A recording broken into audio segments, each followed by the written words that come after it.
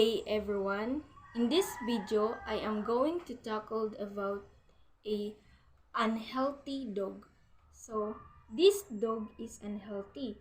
It because she experienced a sudden weight loss with hairy loss or skin irritation, then lost appetite,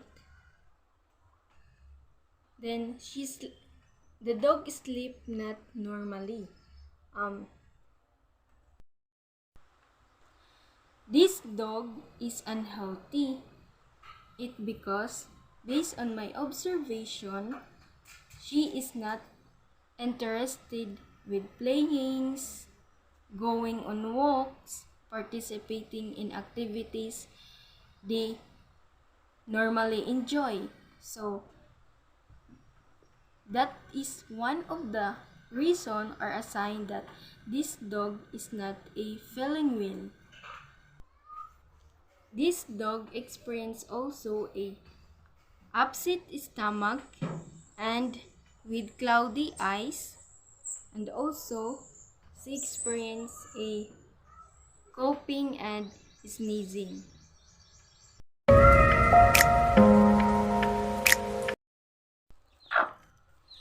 In this video, I am going to tackle about a healthy chicken. This chicken is healthy because she has a bright and alert eyes, a clean nostril, a bright red color of his comb, with a shiny feathers, with bent, fairly clean, mess-free, with shank is smoked not scaly. The beak of a chicken is aligned, tough, and not crossed. The toes are straight, not rough.